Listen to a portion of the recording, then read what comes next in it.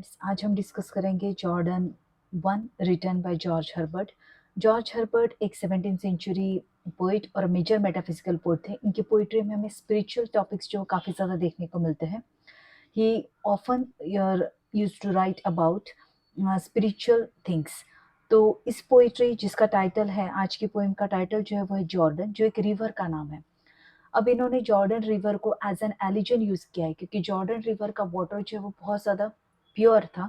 तो that's why उनका ये कहना था कि पोइट्री भी एक जॉर्डन रिवर की तरह है। It must be pure and it should represent the spirituality of a human beings. लेकिन आज के जो पोइट्री, करंट पोइट्री, जिस टाइम पर जॉर्ज हर्बर्ट थे उस वक्त की जो पोइट्री थी, मतलब 17th सेंचुरी में जो पैस्टोरल पोइट्री बहुत ज़्यादा फेमस थी, उसे उन्होंने कहीं न कहीं क्रिटिसाइज़ किया है, क्योंकि उसमें की जो लैंग्वेज थी वो बहुत ज़्यादा एम्बेलिश थी, मतलब बहुत ज़्यादा डेकोरेटिव थी और आर्टिफिशियल थी।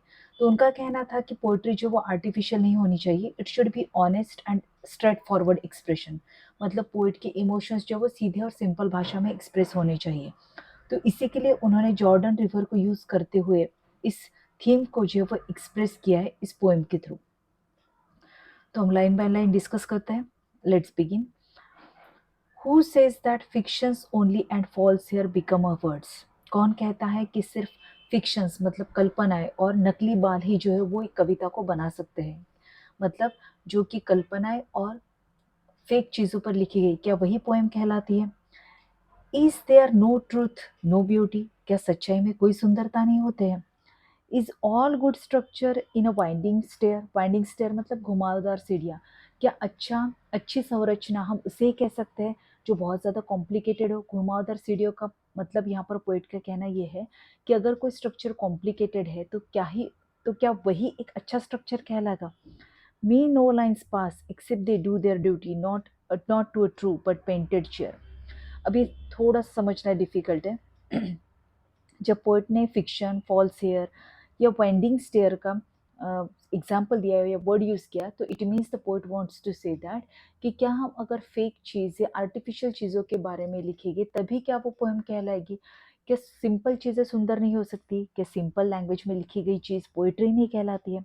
मे नो लाइन्स पास, हो सकता है कि कोई लाइन्स जो है जिन्हें आप पोइट्री बोलकर नहीं नहीं डिक्लेयर करोगे, except they do their duty, not to true but painted chair. अब मे नो लाइन्स पास का मतलब क्या है कि हो सकता है कि अगर आप ऐसी पोइट्री लिखो जो कि पेस्टोरल पोइट्री से हटके, जो सिंपल लैंग्वेज में लिखेगी, ये स्ट्रेट फॉरवर्ड है, शायद आप उसे पोइट्री नहीं कहो, लेकिन एक्सेप्ट सिवाय इसके कि they do their duty not to true but painted chair. अब ये जो बाकी लोग हैं, बाकी जो पोइट्स हैं, वो शायद ऐसी पोइट्री को वर्ड्स नहीं कहेंगे, क्योंकि उनकी पोइट्री क्या होती है, वो अपनी ड्यूटी कर रही होती है। उनकी ड्यूटी क्या है? अब मैं आपको बता देती हूँ कि ये जो पेंटेड चेयर की बात की पोइट ने, वो क्या है कि देयर वॉज अ रूल। जब पोइट जॉर्ज हर्बर्ट थे उस वक्त में एक रूल था कि किंग के चेयर के सामने जो है वो आपको आदर में झुकना चाहिए, भले ही वहाँ पर किंग बैठे हो या नहीं हो। मतलब you have to bow down before the chair of the king. तो इसलिए वहाँ पर पेंटेड चेयर चेयर कहा गया, मतलब एम्प्टी चेयर। तो ये रूल था। तो पोइट का कहना ये है कि जब आप when you are writing about the artificial things, fake things, when you are using too much decorative language, it means that you are going before the empty chair because it's a duty. तो ये duty अगर आप करते हो तो ही आपकी poetry जो है वो पोइट्री कहलाएगी या वर्ड्स कहलाएगी। तो पोइट का कहना है कि ऐसा नहीं होना चाहिए। इसका मतलब क्या है? That the poet should write about spiritual things, he should write in simple words, and the poetry should be of a high level. Now in next stanza the poet says that is it no words except enchanted groves? Enchanted मतलब मंत्र मुग्धम। तो is it no words, क्या ये कविता नहीं है सिवाय मंत्रमुग्ध पेड़ों एंड सडन आर्बर्ड शैडो कोड स्पंस लाइन्स? जब हम मंत्रमुग्ध पेड़ों के बारे में लिखते हैं या फिर सडनली हम कुंज के बारे में लिखना शुरू करते हैं, एक तरीके का गार्डन जहाँ पर मैनमेड बहुत सारी चीज़ें हो, तो ऐसी चीज़ें जो है वो इंचांटेड ग्रोव्स है या सडन आर्बर्ड्स है, वो क्या करते हैं? शैडो करते हैं, मतलब ओवरकम करते हैं किसको? कोड स्पन लाइन्स को। कोड स्पन मतलब रफली लिखी गई जो लाइन्स है, नेचुरल जो चीज़ें हैं, उनको ये सारी चीज़ें, मैनमेड चीज़ें जो है वो ओवर शैडो कर लेती है, जिसकी वजह से हम उसे वर्स नहीं कहते हैं। मतलब जो पोइट्री आर्टिफिशियल चीज़ों के बारे में लिखती है वो पोइट्री है, और जो नेचुरल चीज़ों के बारे में लिख रही है तो क्या वो पोइट्री नहीं है? Now the poet is asking here, must pearling streams refresh lovers loves? क्या ये ज़रूरी है? पर्लिंग मतलब बैबलिंग साउंड करते हुए जब स्ट्रीम बहती है या वाटर बहता है तो that is called as purling streams. तो क्या ये ज़रूरी है कि बहता हुआ झरने की जो खलखलाहट है उसी के साथ में लवर्स प्रेमी का प्रेम जो है वो तरोताज़ा हो? मस्ट ऑल बी वेल्ड, सब कुछ ढका हुआ होना चाहिए। While he that reads divines catching the sense at two removes. सब कुछ ढका होना चाहिए मतलब पोइट्री ऐसी है, मतलब ये क्रिटिसाइज कर रहे हैं पोइट, ओके, अदर पोइट्स को जो ऐसी कॉम्प्लिकेटेड पोइट्री लिखते हैं। तो पोइट कह रहे हैं कि ऐसी पोइट्री लिखते हैं कि जैसे सब कुछ ढका हुआ हो। मतलब जब कोई रीडर उस पोइट्री को पढ़ता है तो वो उसमें से एक ग्रेट मीनिंग निकालने की कोशिश करता है। Catching the sense at two removes मतलब उसे दो मीनिंग नजर आते हैं। He is trying to grab the correct meaning और वो कंफ्यूज हो जाता है कि एक्चुअल में मीनिंग कौन सा है। वो डिवाइंस करता है मतलब पोइट्री को, is trying to make the poetry great, क्योंकि उसमें बहुत ज़्यादा रिडल्स है। Shepherds are honest people, let them sing. अब जैसे मैंने आपको कहा, because the poet is criticising the pastoral poetry. 17वीं सेंचुरी में पैस्टोरल पोइट्री बहुत ज़्यादा फेमस थी। पैस्टोरल पोइट्री का मतलब होता है जिसमें शेफर्ड्स और नेचर का रिलेशन दिखाया जाता है, और वो सब कुछ जो सेटिंग दिखाया जाता है थ्रू पोइट्री, पैस्टोरल पोइट्री में बहुत ज़्यादा आइडियलाइज्ड होता है, जो कि एक्चुअल में एग्जिस्ट नहीं करता है ऐसा। तो इसलिए पोइट कह रहे हैं कि shepherds are honest people. Shepherds जो होते हैं वो ऑनेस्ट पीपल होते हैं, सीधे साधे लोग होते हैं। तो उनके ऊपर लिखी गई पोइट्री, उनके लाइफ के बारे में लिखी गई पोइट्री भी कैसे होनी चाहिए? सिंपल होनी चाहिए, प्लेन लैंग्वेज में लिखी होनी चाहिए। लेट देम सिंग, उन्हें गाने दो। Riddle who list for me, pull for prime. अब riddle who list for me and pull for prime, इसका मीनिंग क्या देख लेते हैं। अगर आप लाइन पढ़ोगे तो मीनिंग बहुत ही, मतलब वर्ड्स बहुत ही कम यूज किए गए, लेकिन मीनिंग बहुत ज़्यादा है इसमें। अब पोइट यहाँ पर बात कर रहे हैं रिडल हु लिस्ट। रिडल का मतलब होता है पजल। तो दोज पोइट्स जो कंस्ट्रक्ट करते हैं रिडल्स अपनी पोइट्री में, क्योंकि उनकी पोइट्री बहुत ज़्यादा कॉम्प्लिकेटेड हो जाती है, हम समझ नहीं पाते हैं, और वो इस तरीके से लिखते हैं कि उनकी पोइट्री जो है वो पजल बन के रह जाती है।